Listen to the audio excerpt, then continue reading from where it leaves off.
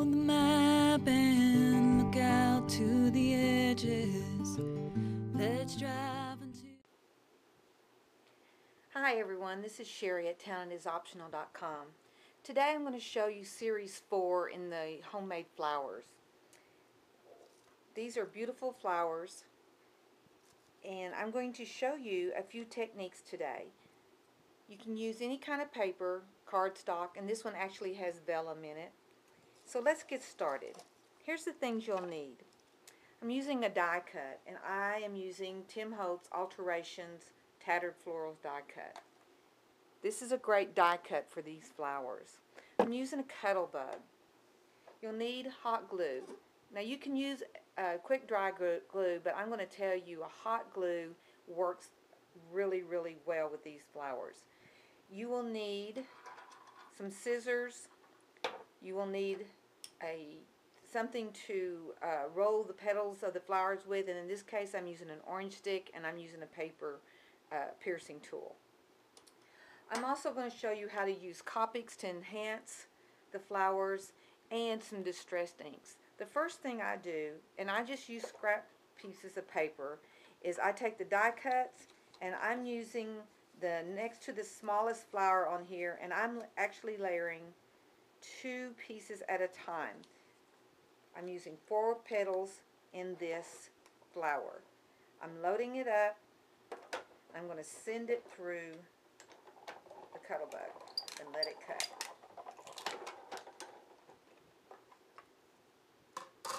I have 2 large, and I'm not worried about it that it didn't catch all of that one petal. And I have 2 small layers. Now, we'll get the cuttle bug out of our way.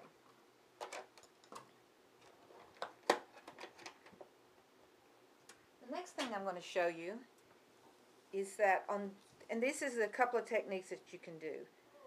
On the bottom layer, maybe you want to enhance the color of the cardstock that you're using. So I'm using this is Victorian Velvet, and I'm using it to just kind of darken the edges and actually give the cardstock some added definition. And it may be hard for you to see on the camera, so I'll turn it over and let you see the back. This also helps if you're using a cardstock that has a white background to it. It'll add some color to the background of that white cardstock. The other way that I kind of add some dimension is I will take my Copic markers, and this is a great way to practice some flicking and stuff like that you can use with your Copic markers. And from the center, I just take it out and just flick the color out. Now, you know, when you're looking at flowers, usually at the depth of flowers is kind of toward the center. And what I was doing here is prepping with R81. It's a light color. This is RV06. And then I will take it, and I know it kind of looks a little strange going on to the cardstock, but I promise it will look better as it goes on.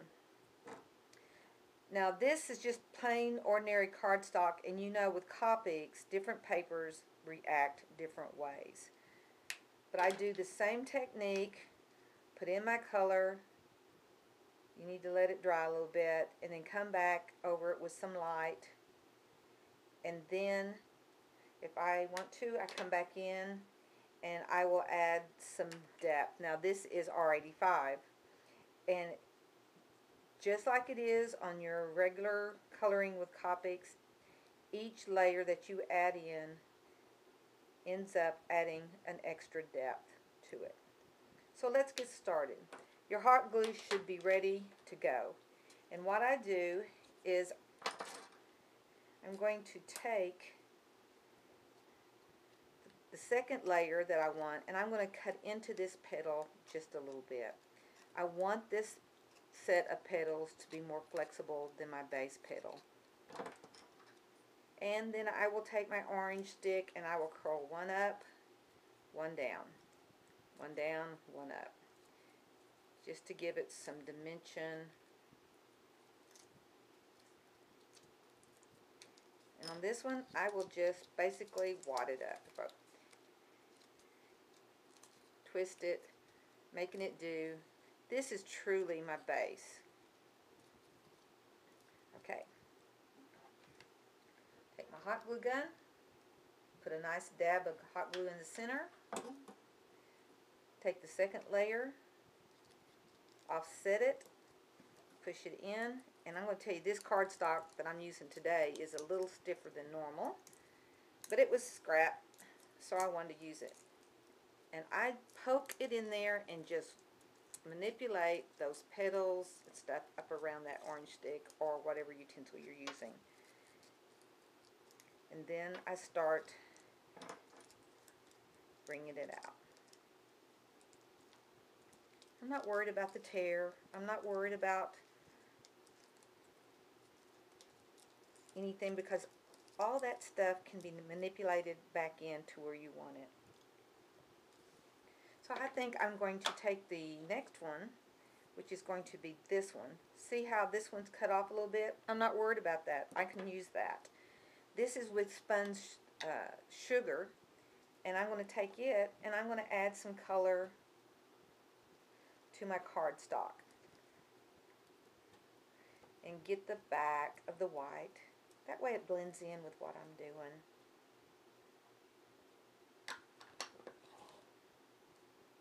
Then I'm going to take my paper piercer and I'm going to do the same thing, except for this is a little smaller dimension, and when you use a smaller dimension, the rolls on the petals will be tighter, and that's what I'm looking for. Same thing, one up, one down. Okay. I'm going to throw this in the center. Another dab of glue. Press that in. Use my orange stick to get a center and just fold it up around it. How great is this looking already? Now can you see where the dimensions of the Copics are coming through? What I'll do at this point is I'll go back and I'll get my lightest color, the R81 again, and I'll come in here and I'll start blending that. And it ends up giving you extra dimension on your cardstock and on your flower.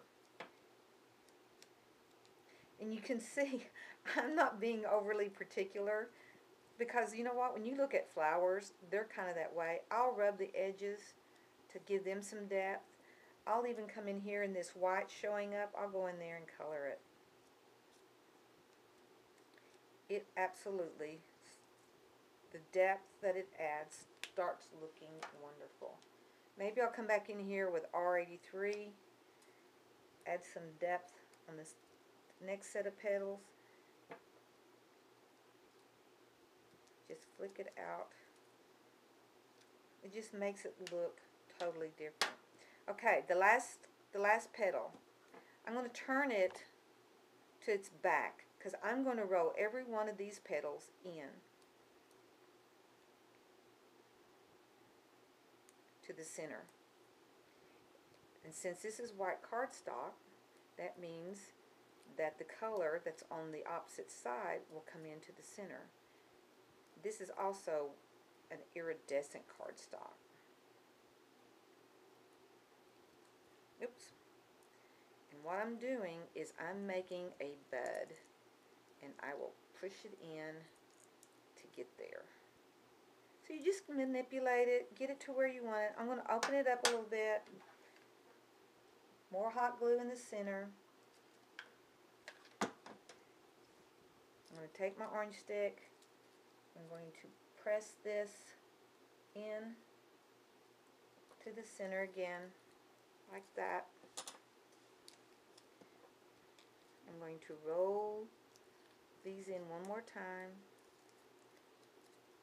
And if they can't get them to roll, I'll just use my fingers and get them in there. Now you would not even be able to tell that in this center I have the one that was cut off, the little petal that was cut off, because it all starts blending together. Now look at that. Isn't that gorgeous? If you wanted to, you could go ahead and do like what I did here, is I put a little pearl inside of this one. Or you can leave it to where it's just the rosebud. And even if you needed some leaves, I just took ordinary cardstock, cut it out. It doesn't even look like a leaf right now. And then take your Copic markers and color it in. This is kind of free form, and what I end up doing, this is a part, this pointed part's going to go behind the flower leaf, the petals, sorry, can't even talk. And then I start drawing in some things that's going to look like the vines, the veins into the leaf. I'll come back in here, I'll give it some depth with some additional colors. This is RG83.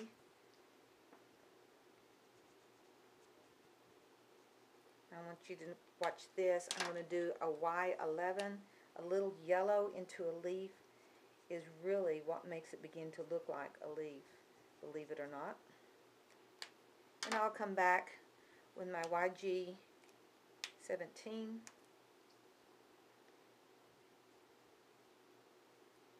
and bring that leaf back in. And then I will take a little bit of glue, stick it under one of these petals, stick my leaf in, and voila. Bend it out a little bit. What do you think? Pretty cool, huh? I hope you've enjoyed these flowers. They can be, you can do a lot of things with them. Here's a cute little purse, same flower technique, right on it. I'm going to fill this with candy and give it to my granddaughter. Thanks for watching. Bye. Why I always lose things for I find them. It's something I